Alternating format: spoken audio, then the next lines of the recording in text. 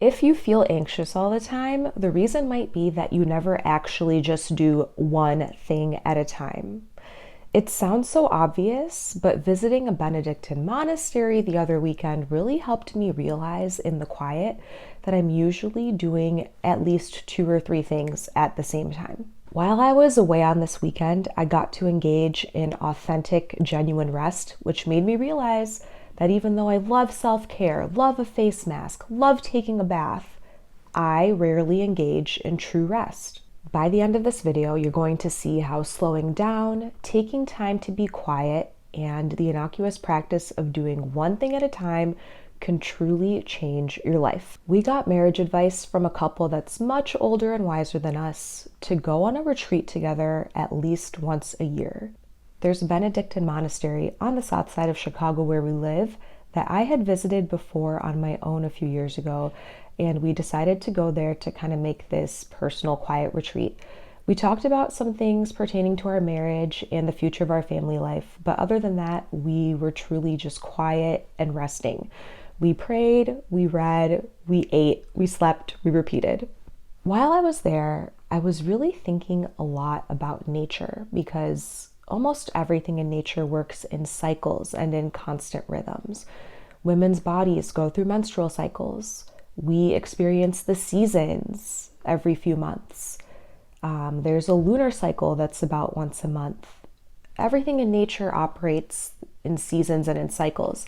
And the rhythm of monastic life is the exact same way. Monks live at the monastery and they pray and they work. Their motto is actually ora et labora, which means pray and work in Latin. That's from the rule of St. Benedict, who founded their order. The monks pray the Liturgy of the Hours, which is the communal prayer of the church. A lot of priests and people in religious life pray these prayers. The intention of them is to bring people back to God and to sort of relate their lives back to God consistently throughout the day. These monks, I believe, had 6 prayer times. If that's not correct, I'll correct myself on the screen. But they had 6 prayer times, and it was like once every few hours, they would go to the chapel, they would do their prayers, they would go back to work, they'd come back to the chapel, they'd do their prayers. But they were kind of always returning to that place and returning to the center of their lives, which was God. This rule of St. Benedict has gone down to be a very popular book in sort of Western literature because it helps people understand how to live a well-ordered life. And this thing of respecting the rhythms and going back to the beginning, going back to the same thing day in, day out is very helpful for the human spirit. At first, I honestly found this prayer routine to be very rote and unnecessary, especially the first time I visited these monks a few years ago. I thought, you can't just pray 3 times? Like, what's the point of this, especially with liturgical prayer that's scripted and not just coming like organically from the heart. But it did make me realize that these monks going back to the center and going back to the source again and again throughout the day, day in, day out, helps them keep these things fore of mind that they really want to be reflecting on, right? They want to be reflecting on the scriptures, for example. So the fact that they pray them all the time, when they go and have their few hours of work or leisure or whatever they're doing in between, those things are able to permeate their mind and just kind of stay with them and become a part of their personal, individual prayer. The monks live completely by rhythm. They pray, they work, and they spend time in silence. And that helps bring them a level of peace that I just simply don't know. Now, in this time of silence at the monastery, it wasn't just the prayers that hit me, but also just the intentional quiet and silence. These monks, when they go to bed, these monks wake up and are in silence until they go to their first prayer time, which is at around 6 a.m. They have their morning prayer, they have Mass. I think after that, the rule of St. Benedict says to only speak when necessary. He really wanted the monks to kind of not be frivolous in what occupied their minds and what occupied their speech, but to make sure that everything they said was actually fruitful and necessary for the person who was hearing it.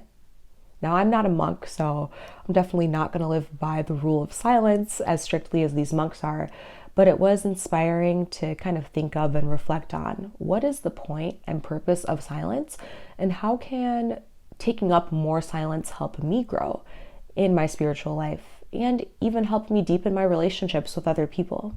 There's a certain freedom in waking up early, and I think this is something I've known for a while, and this is a lesson that I kind of always have to come back to and has to be repeated. Waking up early gives you the advantage of silence, because in these early morning hours, before business is open, before other people are making demands on your time, you actually have the freedom to do what it is you want or need to do, and that likely won't get interrupted. That's why a lot of people advise, for example, working out in the morning, because if you work out in the morning, other tasks are not going to interrupt you later on during the day and stop you from doing that workout. But maybe if you consistently save it until the evening, you end up having an extra meeting on your plate, your kids are calling for your attention, some sort of emergency happens that you have to attend to, and it's a lot easier for that priority to fall off. Waking up early with the monks also made me think of an author I interviewed a few months ago. I was doing a story on horror writing for my local NPR station, and one of the authors I interviewed is a father who has multiple young children under the age of 5 who command his attention. He is also married, and he's also a professor. So this man has a lot on his plate, but somehow he still manages to write novels, and he's written multiple, and he wrote them all by hand, which is what just floored me.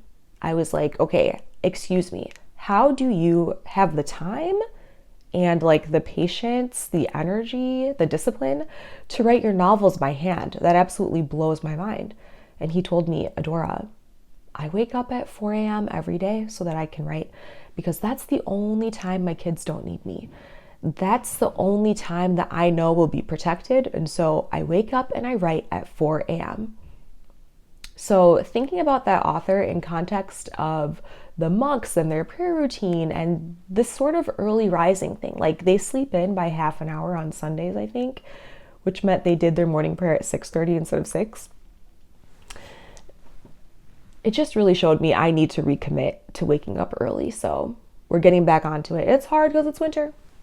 It's very dark outside, but doing it is really helpful. And I've only been doing it for the past couple of days, but to be honest, it's been so helpful because I get to go on a nice long walk. I get to go to mass. I get to have some prayer time. Like, it feels great, and I don't regret it, even though it's taking some adjusting.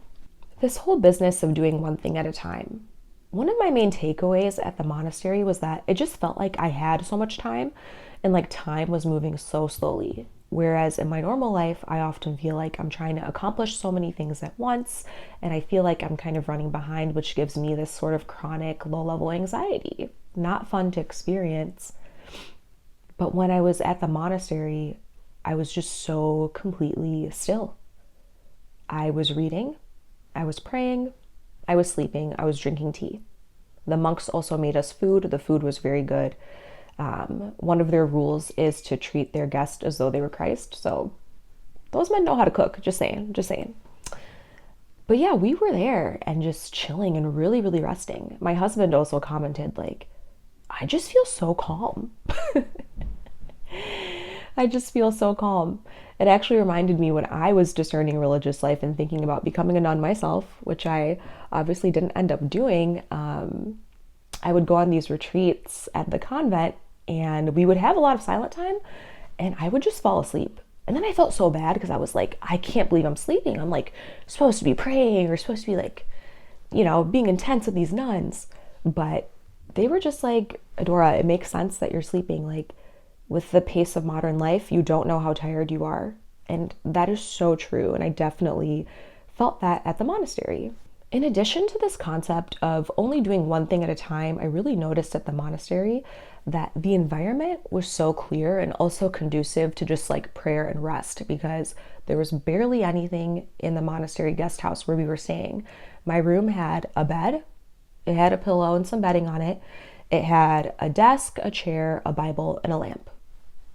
That was the entire room. It was just like so clear.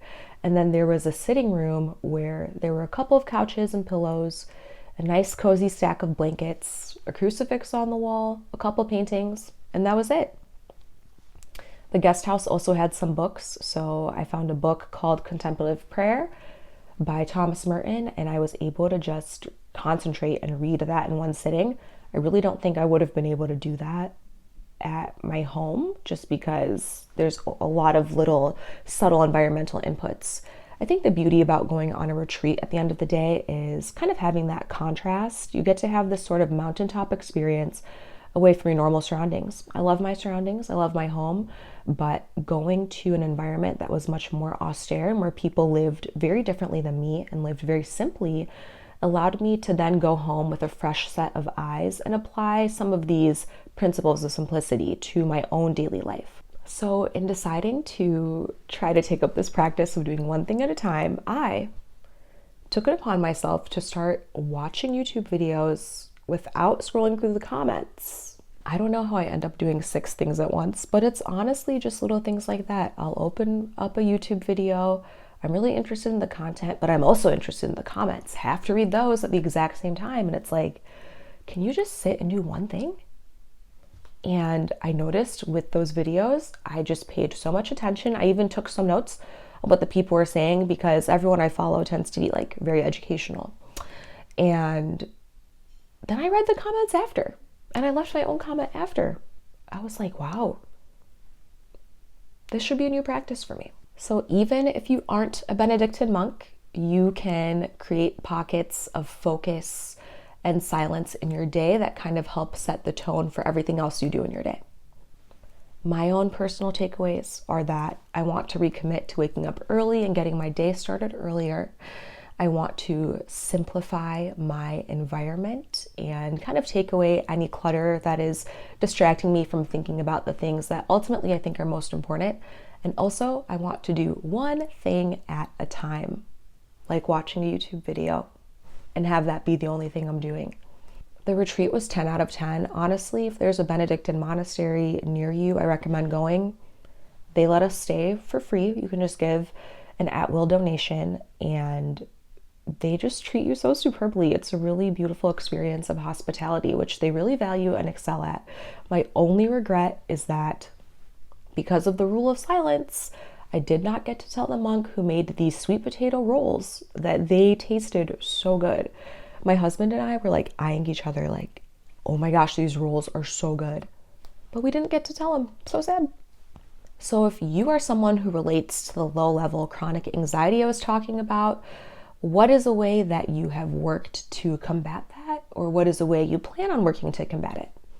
Until next time, Amadora Namigante.